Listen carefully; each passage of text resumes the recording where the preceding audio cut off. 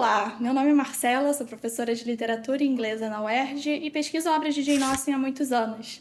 Nessa primeira aula, a gente vai ter uma introdução ao universo de Persuasão, que é um romance incrível, o último romance que Jane Austen concluiu, e vou trazer algumas informações contextuais para ampliar essa experiência de leitura. O último romance concluído por Jane Austen, Persuasão, foi publicado junto com a Abadia de Northanger numa edição de 4 volumes no dia 20 de dezembro de 1817. Foi publicado numa edição de 4 volumes, o que era um pouco peculiar para a época. Jane Austen tinha publicado todos os seus outros romances em edições de 3 volumes, e o que isso significa? Que a história era dividida ali numa coleção de 3 livrinhos. Persuasão e a Abadia de Northanger, uma narrativa do final da carreira e outra do início da carreira de Jane Austen, eram mais curtas, mais breves, então cada uma ocupava 2 volumes. Essa edição saiu ali 5 meses após a morte da autora, foi prefaciada pelo chamado aviso biográfico da autora. Esse era um texto que foi escrito por Henry Austen, que supostamente era o irmão favorito de Jane, seu agente literário não oficial, e supostamente também uma das poucas pessoas que sabiam que Jane Austen estava escrevendo um romance ali entre 1815 e 1816. Esse aviso biográfico foi a primeira vez que o público leitor soube de fato que Jane Austen era autora dos seus romances, não apenas de Persuasão e Abadia, que chegavam ali, mas também de todos os outros romances que tinham sido publicados antes. A primeira obra dela tinha sido assinada apenas por uma senhora, Bia Lacy, e as obras seguintes traziam como forma de identificação apenas uma referência às obras que haviam precedido. Então, Orgulho e Preconceito sai como da autora de Razão e Sensibilidade, depois Mansfield Park sai como da autora de Orgulho e Preconceito, Razão e Sensibilidade, e assim por diante. Era a única maneira como Jane Austen identificava suas obras, embora houvesse ali um burburinho entre alguns círculos de que ela talvez fosse a autora. Mas também tinha uma série de outros nomes que eram vinculados a esses romances que foram bastante populares, principalmente Orgulho e Preconceito. Mas agora Jane Austen estava sendo pela primeira vez associada de forma oficial para o público leitor a uma obra escrita por ela. Isso não foi a primeira vez que isso aconteceu. Na verdade, a primeira vez que Jane Austen é publicamente referenciada como autora de seus romances foi no seu obituário, que é algo um pouquinho melancólico até. Saiu nos jornais locais ali de Hampshire, que era a região onde ela morava, e acabou repercutindo nos jornais de Londres também. Persuasão é um romance que, obviamente, pela maneira como ele foi publicado, foi recebido pela crítica a partir de comparações com a Abadia de Northanger, porque os dois foram publicados ali juntos, 5 meses após a morte da autora. Então, as resenhas contemporâneas sempre traziam um paralelo ali entre os dois. E se a partir do século XX Persuasão se torna um dos favoritos de Jane Austen, bem próximo ali de Orgulho e Preconceito entre o público leitor e mesmo entre a crítica, nesse primeiro momento esse não foi o caso. A gente tem resenhistas criticando uma suposta impertinência ali de Anne Elliot, que é a nossa protagonista, e a gente tem inclusive uma resenha que eu separei para vocês, que saiu num periódico chamado British Critic, não foi assinada, que diz o seguinte, dá pra gente entender bem como o espírito da época reagiu à Persuasão. Com relação ao segundo dos romances que a presente publicação contém, será necessário dizer muito pouco. Tem, sob todos os aspectos, um desempenho muito menos afortunado do que aquele que acabamos de considerar. É manifestamente obra da mesma mente e contém partes de muito grande mérito. Entre elas, no entanto, certamente não devemos enumerar sua moral, que parece dizer que os jovens devem sempre se casar de acordo com suas próprias inclinações e segundo seu próprio julgamento. Pois, se em consequência de ouvir conselhos solenes eles adiarem seu casamento até que tenham com o que viver, estarão lançando as bases para anos de infelicidade, como apenas os heróis e heroínas de romances podem razoavelmente esperar superar. Esse mesmo resenhista tinha elogiado a Abadia de Northanger como um romance mais divertido, e obviamente a mesma modernidade de Persuasão que vai ser depois elogiada por Virginia Woolf incomoda esse resenhista. Foi pouco resenhado Persuasão e a maioria das críticas que apareceram foram mais ou menos nesse tom. Isso não teria surpreendido Jane Austen. A Fiona Stafford, que é uma pesquisadora da obra da Jane, diz que ela estava particularmente reticente em relação à Persuasão. Ela já não era muito de comentar o seu processo de escrita em cartas, pelo menos nas que foram preservadas, mas Persuasão, particularmente, Jane parecia achar que ia gerar certa polêmica ali entre os leitores. A gente tem uma carta dela para a sobrinha, Fanny Knight, em que ela fala que provavelmente sairia ali, depois de 12 meses, um novo romance. Ela escreve essa carta ali em março de 1817, então pouco tempo antes de realmente ela ficar mais doente e falecer, em julho. Ela escreve essa carta dizendo que o próximo romance dela provavelmente sairia dali há uns 12 meses, que ele tinha a extensão próxima de Catherine. Catherine era o título provisório da Abadia de Northanger, e que ela não precisava ficar entusiasmada demais, provavelmente ela não ia gostar, e ainda pede para a sobrinha não mencionar isso para ninguém, guardar para si a informação. Numa carta posterior, a Jane vai falar também que a heroína talvez agradasse a Fanny porque ela era quase boa demais para mim. Jane fala sobre Anne Elliot, a nossa protagonista. Então, ela estava um pouco reticente realmente sobre o romance, e a gente pode numerar uma série de razões possíveis para isso, mas a primeira que a gente precisa pensar é a questão da técnica narrativa, que é algo que mais adiante vai ser muito elogiado. Jane Austen tem em Persuasão o melhor exemplo possível de uma técnica pela qual ela se tornaria bastante famosa, que é o discurso indireto livre. E o que seria o discurso indireto livre? O nome parece um pouco complexo, mas na verdade é algo muito simples. O discurso indireto livre é quando a voz do personagem, na verdade os pensamentos ali, sentimentos, visões de mundo, opiniões, preconceitos, acabam se misturando com a voz do narrador. Então a gente sabe tudo que o personagem pensa, sente, e isso acaba quase se tornando uma verdade universal, porque se confunde com a voz do narrador. E isso acontece muito em Persuasão, que é um romance muito silencioso, pelo menos na parte da nossa protagonista. Outras pesquisadoras da obra de Jane Austen observam que esse é um romance que tem menos diálogo, mas a gente conhece Anne Elliot muito bem ao longo do romance. Como é que isso acontece? Porque a gente sabe tudo que ela pensa, tudo que ela sente, como ela reage, tudo que os outros personagens não sabem sobre Anne, a gente vai saber. Nós tornamos os maiores confidentes e melhores amigos dela ao longo do nosso processo de leitura. A gente tem também, entre as questões polêmicas de Persuasão ali para 1818, vai ser a questão dos temas e como esses temas são tratados. Persuasão vai lidar com temas como luto, tanto por pessoas quanto por relacionamentos. Logo no comecinho do romance a gente fica sabendo que Anne é órfã de mãe e que essa ausência da mãe faz muita diferença na formação dela.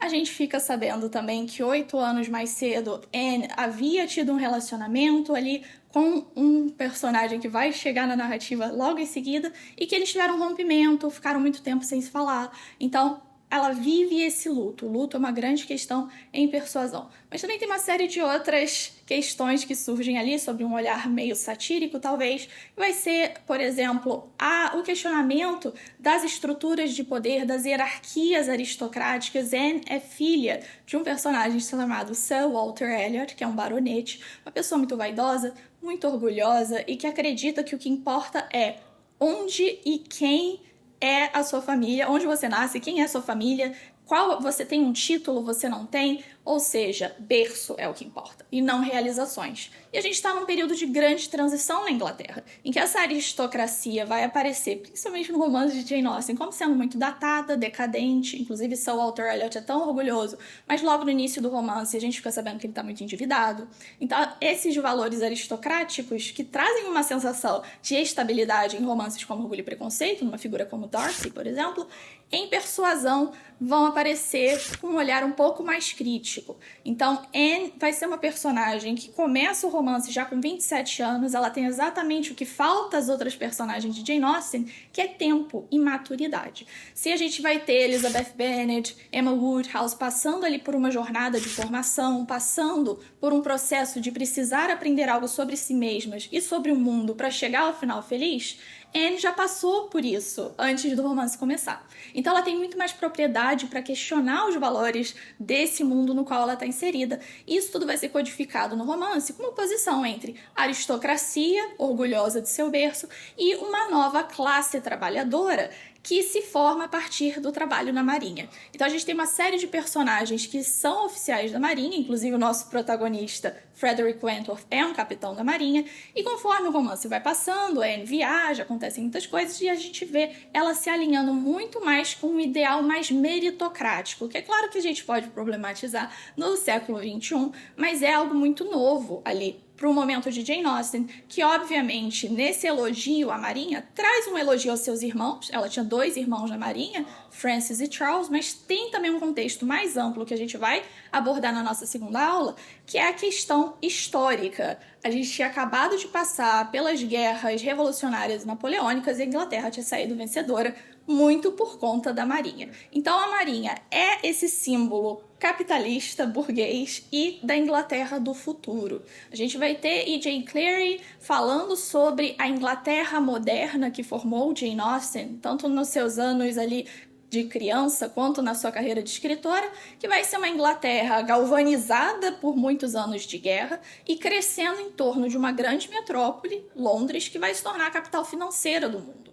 E isso também vai implicar períodos ali de muita instabilidade, muito crescimento, depois retração. O próprio Henry, irmão de Jane Austen, que a gente mencionou lá no início da nossa conversa, era dono de um banco que faliu. Isso foi uma grande catástrofe ali na família Austen. Então Jane estava muito por dentro desse contexto. E esse romance, pra gente, pode não parecer muito político, mas no contexto ali em que ela estava vivendo, dos seus leitores contemporâneos, ela fazer esse elogio à Marinha, fazer um contraste com Sir Walter Elliot representando a aristocracia, que era muito fundada na posse de terras, vai ser realmente uma grande declaração. A gente falou um pouquinho sobre como Persuasão é um romance muito silencioso, pelo menos em relação a Anne, e como a comunicação é bastante indireta, a gente tem muitas conversas sendo entreouvidas, conversas sendo relatadas, demora das pessoas conversarem diretamente sobre as suas questões. Isso vai aparecer muito nas adaptações. Obviamente, isso é um grande desafio para qualquer adaptador, roteirista, diretor, para os atores também.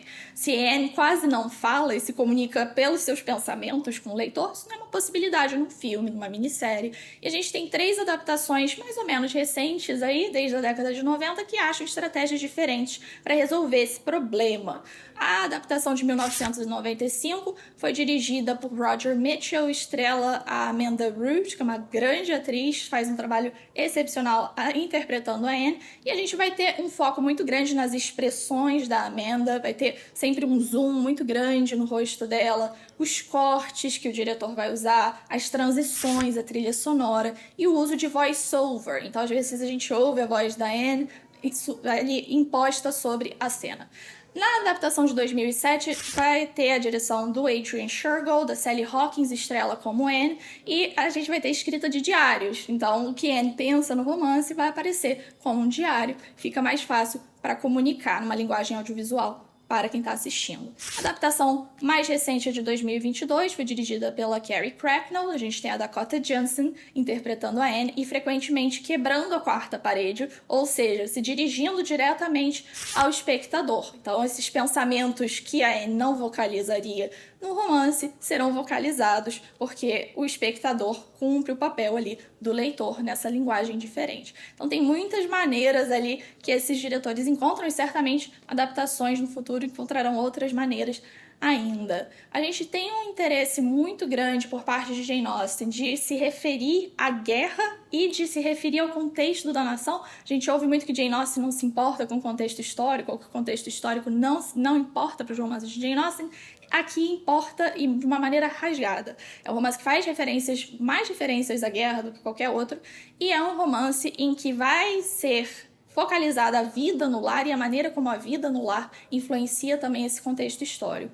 Por quê? Anne Elliot é parte de uma classe e ela reconhece os méritos e o valor de uma classe diferente, de maneiras de viver que são diferentes, e é um elogio realmente a essa modernidade. Isso faz sentido quando a gente pensa no próprio contexto de Jane Austen, que era membro ali, não é, de uma pequena nobreza, mas que todos os irmãos dela, com exceção de um, precisavam trabalhar para se sustentar, precisavam fazer suas carreiras no mundo. Ela, enquanto uma escritora que estava tentando fazer sua carreira, obviamente ela vai elogiar um mundo em que as coisas não são tão paradas e tão estabilizadas assim. O grande elogio à vizinhança rural em outros romances é essa ideia de estabilidade, mas o romance, inclusive, questiona essa ideia. Será que é tão estável assim? Quando a gente olha ali para a situação, por exemplo, da irmã mais velha de Anne, que é uma irmã que, inclusive, tem um relacionamento mais próximo com o pai baronete, ela quer se casar, mas ela nunca consegue, porque, aparentemente, nunca tem ninguém à altura para se casar com a filha do baronete. E a pessoa que talvez interessasse ela não quer se casar. Então é uma vida muito insular, muito isolada, muito parada. A vida, principalmente da mulher,